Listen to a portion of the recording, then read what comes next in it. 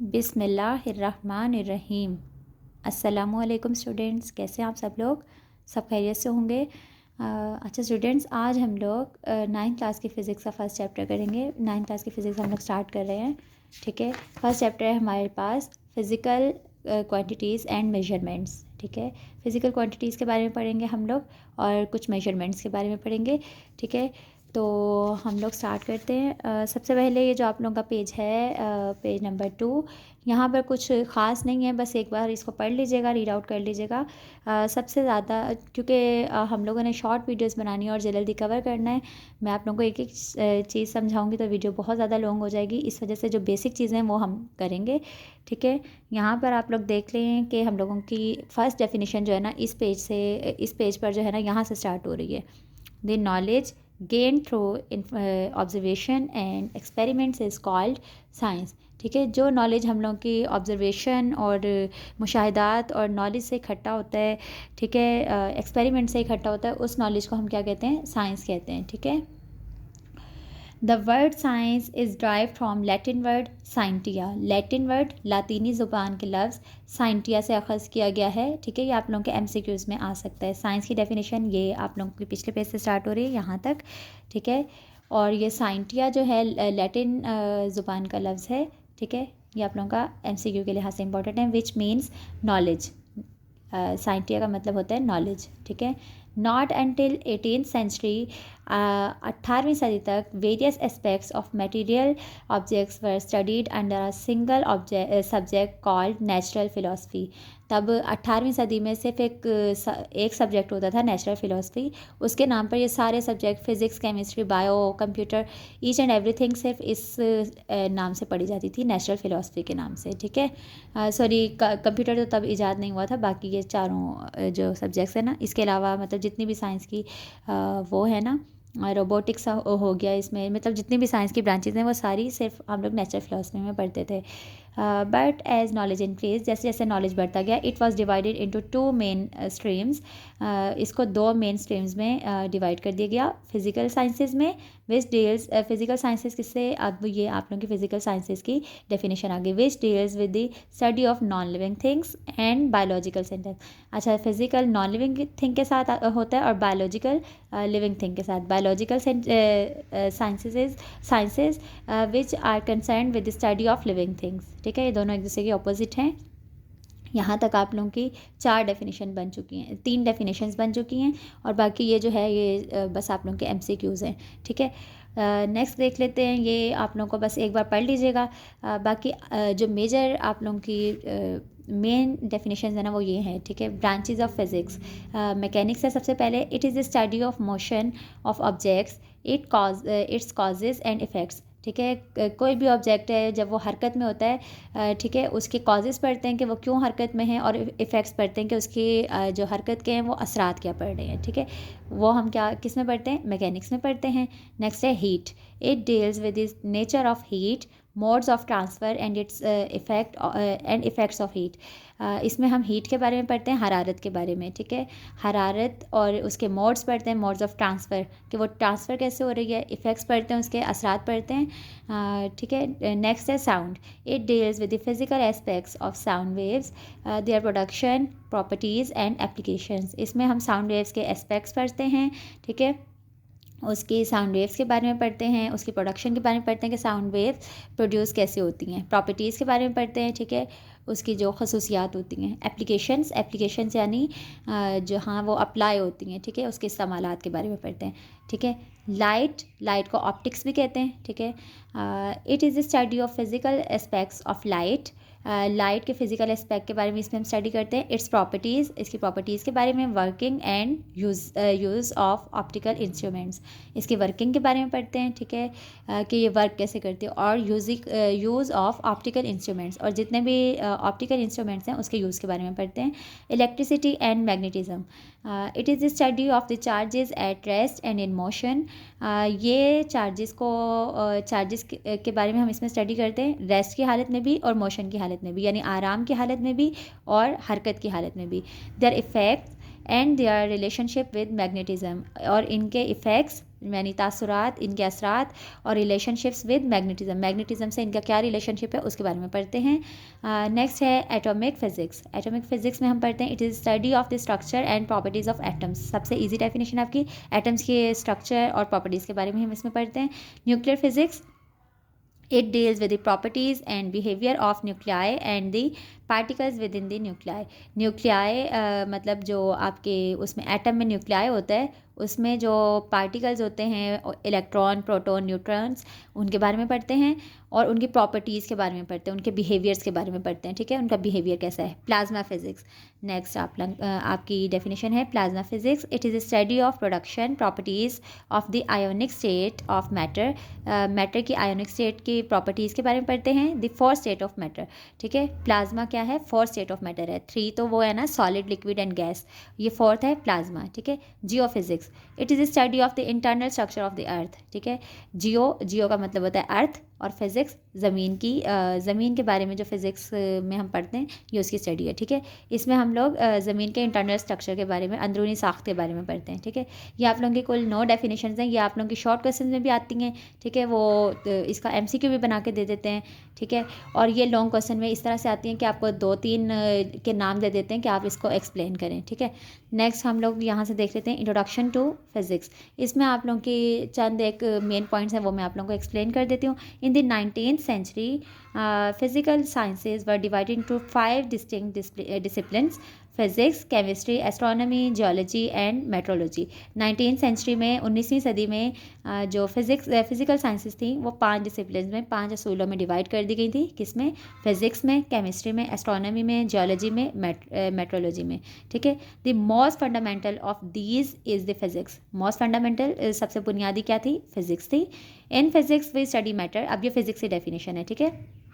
In physics we study matter, matter के बारे में स्टडी करते हैं। एनर्जी के बारे में, एंड देयर इंटरेक्शंस, और उनके इंटरेक्शंस के बारे में, मतलब उनके यूजेस और उनके क्या कहते हैं सारी प्रॉपर्टीज़ वगैरह, इन सब चीज़ों के बारे में पढ़ते हैं। The laws and principles of physics help us to understand nature. ये किस लिए हेल्प, जो प्रिंसिपल के इसके फिज़िक्स से प्रिंसिपल हैं वो हमें नेचर को अंडरस्टैंड करने में, समझने में मदद देते हैं, ठीक है। नेक्स्ट ये आप लोग पढ़ लीजिएगा एक बार, हम लोग आगे कर लेते हैं। ये आप लोगों की कुल छोटी सी डेफिनेशंस हो गई हैं। नेक्स्ट हम लोग पढ़ते हैं। नेक्स्ट हम लोग देख लेते हैं आप लोगों के पिछले पेज से लेकर इस पेज तक जो है, बस उन्होंने क्या कहते हैं आपको यूजेस बताए हुए हैं फ़िज़िक्स के, ठीक है, और उसके फ़ायदे, बेनिफिट्स वगैरह ये सारी चीज़ें बताई हुई कि कैसे कैसे उन्होंने फ़िज़िक्स ने आके हमारी लाइफ में चेंजेस किए हैं, ठीक है। Quick quiz, why do we study physics. Physics को हम क्यों स्टडी करते हैं ताकि हमारी लाइफ वगैरह आसान हो जाए, ठीक है। ये आप लोगों का सारा इनमें ये जो ये वाले पैराग्राफ्स हैं ना, इसमें आप लोगों के आंसर हैं, ठीक है। Name any 5 branches of physics. Physics के 5 ब्रांचेस के नाम। अच्छा, इसी तरह से करके जो है ना आपके पेपर में भी आते हैं क्वेश्चन, ठीक है। आगे है फिज़िकल क्वांटिटीज़ के बारे में पढ़ लेते हैं। All measurable quantities are called physical quantities. ये फिज़िकल क्वांटिटीज़ की डेफिनेशन है, ठीक है। जितनी भी क्वांटिटीज़ हैं जिनको हम मेजर कर सकते हैं, माप सकते हैं, ठीक है, वो क्या कहलाती हैं? फिज़िकल क्वांटिटीज़ हैं। जैसे किलोग्राम तो खैर यूनिट है ना, यानी क्या कहते हैं, कपड़ा है, कपड़े को हम नाप तोल के लेते हैं, यानी मीटर के हिसाब से या गज़ के हिसाब से लेते हैं। इसी तरह से फ्रूट्स हैं, वेजिटेबल्स हैं, उनको भी नाप के लेते हैं। ये सारे क्या हैं? फिज़िकल क्वांटिटीज़ है। उसके बाद जैसे ये लेंथ है, मैस है, मतलब जो कपड़ा है उसको लेंथ के हिसाब से मेजर करते हैं, और जो सब्ज़ी या वो लेते हैं हम फ्रूट्स, उसको मैस के हिसाब से मेजर करते हैं, वेट के हिसाब से, ठीक है। उसके बाद such as length, mass, time and temperature, इसकी ये एग्जांपल्स आ गई, ठीक है। A physical quantity possesses at least 2 characteristics in common. Physical quantities की कितनी होती हैं? एटलीस्ट 2 कैरेक्टरिस्टिक्स होती हैं। One is its numerical magnitude. पहला क्या है? न्यूमेरिकल मैग्नीट्यूड होता है, ठीक है, नंबर्स में हम काउंट करते हैं, ठीक है। जब हमने सब्ज़ी लेने जाना होता है तो हम ये कहते हैं 1 किलो आलू दे दें या 2 किलो आलू दे दें, तो ये क्या है? 1 या 2 जो है वो इसका न्यूमेरिकल मैग्नीट्यूड है, and other is the unit, ठीक है, अदर यूनिट है, यानी किलो के हिसाब से। जब हम आलू लेते हैं तो किलो के हिसाब से लेते हैं, दूध लेते हैं तो लीटर के हिसाब से लेते हैं। खैर हमारे पाकिस्तान में किलो भी चल जाता है, वैसे लीटर में होता है, ठीक है, जो लिक्विड्स होते हैं वो लीटर में होते हैं। तो ये है कि ये जो लीटर है या सेंटीमीटर है, मीटर है, किलोग्राम है, ये सारे यूनिट्स में होते हैं, ठीक है। दो कैरेक्टरिस्टिक्स होती हैं, कौन कौन सी? Numerical magnitude and unit in which it is measured. For example if the length, ये वही है सारा जो मैं आपको समझा चुकी हूँ। नेक्स्ट हम लोग देख लेते हैं, physical quantities are divided into base quantities and derived quantities. Physical quantities को आगे दो में तकसीम किया गया है, बेस क्वांटिटीज़ में एंड ड्राइव क्वांटिटीज़ में। जो बेस क्वांटिटीज़ को देख लेते हैं अब हम। Base quantities, there are 7 physical quantities which form the foundation for other physical quantities. These physical quantities are called the base quantities, ठीक है। वो कह रहे हैं कि 7 ऐसी फिजिकल क्वांटिटीज़ हैं जिसको हम बुनियाद बना सकते हैं किसका? फिजिकल क्वांटिटीज़ का। ये क्या है? ये बेस क्वांटिटीज़ कहलाती हैं आपकी। ये जो हैं इसकी एग्जांपल दी हुई है। मेजर जो मेन इसकी डेफिनेशन है वो यहाँ पर है बॉक्स में, हम देख लेते हैं। Base quantities are the quantities on the basis of which other quantities are expressed. ये बेसिक क्वांटिटीज़ होती हैं जिनके बुनियाद पर हम लोग बाकी क्वांटिटीज़ को क्या करते हैं? एक्सप्रेस करते हैं, उनका इजहार करते हैं, ठीक है। बेसिक क्वांटिटीज़ कौन कौन सी हैं आपकी? Length, mass, time, electric current, temperature, intensity of light, यानी इंटेंसिटी को हम स्पीड भी कहते हैं, speed of light, and the amount of a substance, ठीक है। ये बेस क्वांटिटीज़ हो गई। नेक्स्ट हमारे पास हैं derived quantities. Derived quantities, these quantities that are expressed in terms of base quantities are called derived quantities. जो बेस क्वांटिटीज़ की टर्म्स में इस्तेमाल होती है ना, वो होती हैं ड्राइव क्वांटिटीज़। बेसिक तो ये है ना, लेंथ, मास, टाइम, इलेक्ट्रिक करंट एक्सेट्रा। जो ड्राइव क्वांटिटीज़ होती है ना, ये होते हैं area, volume, speed, force, work, energy, power, electric charge, electric potential etcetera, ठीक है। ये जो है ना बेसिकली ये होती हैं बेस क्वांटिटीज़ ही होती हैं, लेकिन हम इनकी टर्म्स में लेते हैं इनको, ड्राइव क्वांटिटीज़ को, ठीक है। अभी जो है ना, अभी फ़िलहाल आप लोगों को इसको रट्टा ही लगाने की ज़रूरत है, याद कर लीजिएगा बस ऐसे ही। आपको ये बेहतर तौर पर तब समझ आएगा जब इसको आप अप्लाई करेंगे, या इसका क्या कहते हैं, जब बड़ी क्लासेस में 10 में या फर्स्ट सेकंड ईयर में जाके आप लोग पढ़ेंगे ना, तब आप लोगों को इनकी बेहतर समझ में आएगी, ठीक है। अभी बस आप लोग इसको याद करें, वही बेहतर है।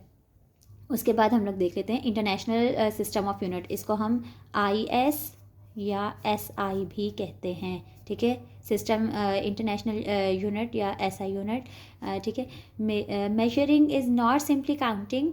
मेजरिंग सिर्फ काउंटिंग नहीं होती है। For example if we need milk और शुगर, अगर हमें चीनी या दूध चाहिए, we must also understand how much quantity of milk और sugar we are talking about, ठीक है। हमें पता होना चाहिए कि हमें कितनी क्वांटिटी उसकी चाहिए, ठीक है। सिर्फ हम ये नहीं कह देंगे कि हमें दूध चाहिए, दुकानदार के पास जाकर हम सिर्फ ये नहीं कह देंगे हमें चीनी चाहिए या दूध चाहिए। वो पूछेगा ना कि आपको कितनी चाहिए, और आपको ये भी पूछेगा कि कितने मतलब यूनिट्स भी पूछेगा, तो आपको न्यूमेरिकली भी पता होना चाहिए और उसका यूनिट भी पता होना चाहिए। Thus there is a need of some standard quantities for measuring comparing unknown quantities, ठीक है। मतलब इसके लिए कुछ हमें उसकी मेजरिंग और कंपेयरिंग क्वांटिटीज़ वगैरह की ज़रूरत पड़ती है। Once a standard is set for a quantity, then it can be express in terms of that standard quantity. एक दफ़ा हम लोग एक मतलब किसी भी चीज़ को नापने के लिए एक यूनिट में मुख्तस कर देते हैं, मुकर्रर कर देते हैं, फिर हम उसको जो चीज़ होती है फिर हम उसको उसी हिसाब से ख़रीदा करते हैं, ठीक है। This standard quantities is called a unit. ये स्टैंडर्ड क्वांटिटी क्या कहलाती है? यूनिट कहलाती है, ठीक है। With the developments in the field of science and technology, the need for a commonly acceptable system of units was seriously felt all over the world, particularly to exchange scientific and technical information, ठीक है। जैसे जैसे science तरक्की करती गई वैसे वैसे जो है ये नंबर सिस्टम और ये यूनिट्स वगैरह हमें क्या कहते हैं, इनकी ज़रूरत भी पड़ती गई, और ऑल ओवर द वर्ल्ड क्या कहते हैं, इसकी ज़रूरत सीरियसली हम लोग को संजीदगी से ज़रूरत पड़ने लगी। फिर हम लोगों ने मतलब जो साइंटिस्ट थे उन्होंने कुछ ख़ास यूनिट जो है ना इनके लिए मुख्तस कर दिए थे। नेक्स्ट हम लोग देख लेते हैं द 11th जनरल कॉन्फ्रेंस। 11वीं जनरल कॉन्फ्रेंस में क्या हुआ था? On weight and measure, held in Paris में हेल्ड हुई थी। कब? 1960 में। Adopted a world wide system of measurements called international system of unit, ठीक है। पेरिस में 1960 में एक क्या कहते हैं 1960 में पेरिस में एक कॉन्फ्रेंस हेल्ड हुई थी, कौन सी 11वीं, ठीक है, 11वीं जनरल कॉन्फ्रेंस किस पर हेल्ड हुई थी, वेट पर और मेजर्स पर हेल्ड हुई थी, जिसका नाम क्या रखा गया बाद में, international system of unit. The international system of unit is commonly referred as SI, ठीक है, सिस्टम इंटरनेशनल के तौर पर हम इसको जानते हैं, ठीक है। आज हम लोग इतना करेंगे। नेक्स्ट आप लोगों को जो नेक्स्ट वीडियो में मैं आप लोगों को ना बेस यूनिट्स और ड्राइव यूनिट्स वगैरह पढ़ाऊंगी। फ़िलहाल आप लोग ये याद करें, क्योंकि आज काफ़ी हो गया, हम लोगों की बेसिक छोटी छोटी डेफिनेशंस काफ़ी हो गई हैं, कम से कम 15 हो गई होंगी। तो ये बेस यूनिट्स और ड्राइव यूनिट्स इंशाल्लाह हम लोग नेक्स्ट वीडियो में पढ़ेंगे। Thanks for watching. अल्लाह हाफिज़।